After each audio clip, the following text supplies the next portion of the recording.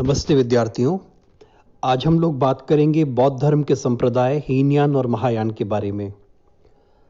अशोक के समय तक बौद्ध धर्म में 18 निकायों यानी संप्रदायों का विकास हो चुका था।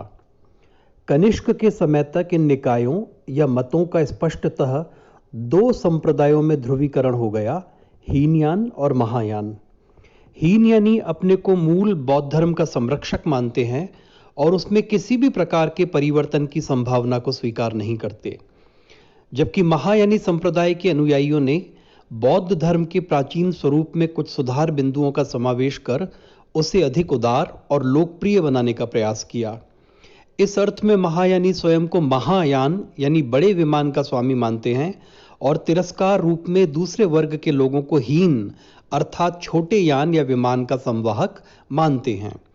कालांतर में ये शब्द महायान और हीनयान दोनों वर्ग के अनुयायियों के लिए रूढ़ हो गए। यह उल्लेखनीय है कि महायान संप्रदाय के विचारों की आधार भूमि महात्मा बुद्ध के वचन ही हैं, जो प्रारंभिक बौद्ध साहित्य में बिखरे पड़े हैं। जापानी विद्वान डी.टी. सुजुकी के अनुसार महायान ने बुद्ध की शिक्षाओं के आंतरिक महत्व का खंडन किए बिना बौद्ध धर्म के मौलिक क्षेत्र को विस्तृत किया।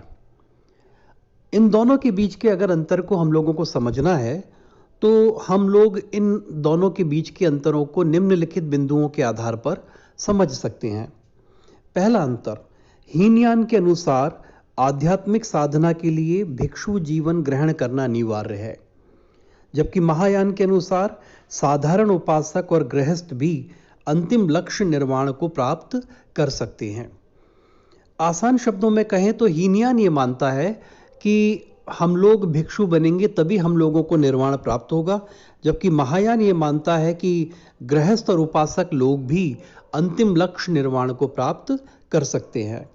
इस प्रकार हीनयान का साधना मार्ग अधिक कठोर है और वह मुख्यतया भिक्षु कर्म है, जबकि महायान के सिद्धांत अपेक्षाकृत सरल हैं और जन सामान्य के लिए भी एक्सेप्टेबल हैं, ग्राह्य हैं। अतः महायान धर्म का जनाधार विस्तृत है।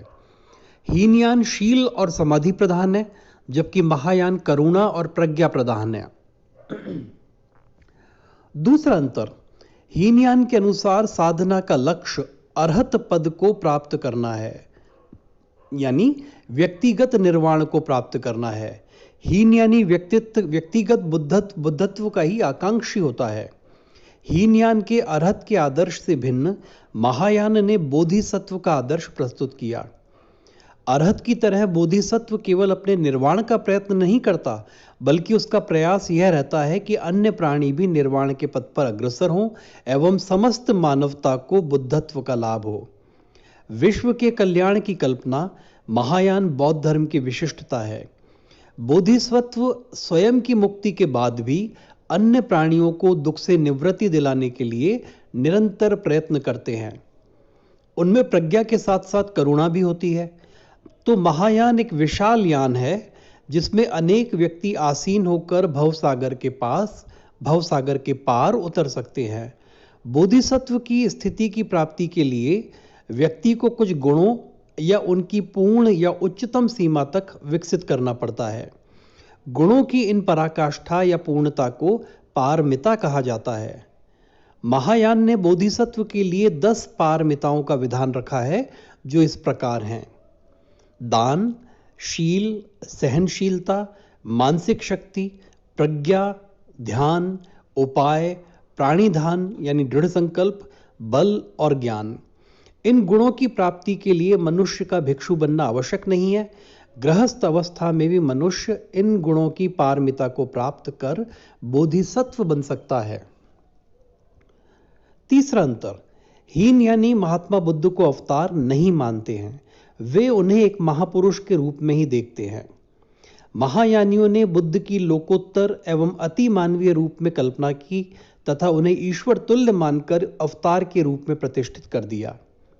जिस प्रकार ब्राह्मण ग्रंथों में विष्णु एवं शिव की महिमा का बड़ा नाटकीय वर्णन है, वैसे ही बौद्ध ग्रंथों में बुद्ध की महिमा का भी बखान किया जाने लगा।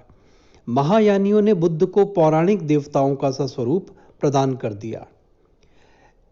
एक अलग अंतर है कि महायानियों द्वारा बुद्ध में देवत्व के आरोपण के साथ ही बुद्ध की मूर्ति पूजा और भक्ति की परंपरा शुरू कर दी गई।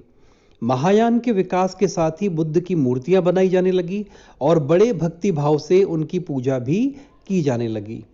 इससे पूर्व बुद्ध के प्रति श्रद्धा की अभिव्यक्ति बोधि वृक्ष, धर्मचक्र आदि प्रतीकों द्वारा ही की जाती थी। महायानियों द्वारा बुद्ध के साथ साथ बोधिसत्वों की मूर्तियों का भी निर्माण किया जाने लगा और उनकी भी पूजा होने लगी। हीनयान बुद्ध की मूर्ति पूजा एवं भक्ति में विश्वास नहीं करता है। एक और अंतर है, हीनयान शील और समाधि प्रधान है, जबकि महायान करुणा और प्रज्ञा प्रधान है। हीनयान में ध्यान योग का महत्व है और महायान में करुणा का। हीनयान दुखवाद, अनित्यवाद एवं अनात्मवाद को मानता है। महायान इनके साथ शून्यवाद के सिद्धांत को भी प्रस्तुत करता है। तो ये कुछ बुनियादी विभेद हैं, कुछ बुनियादी फर्क हैं हीनयान और महायान के बारे में। हम अपनी चर्चा को अपने आगे व्याख्यान में और बढ़ाएंगे। धन्यवाद।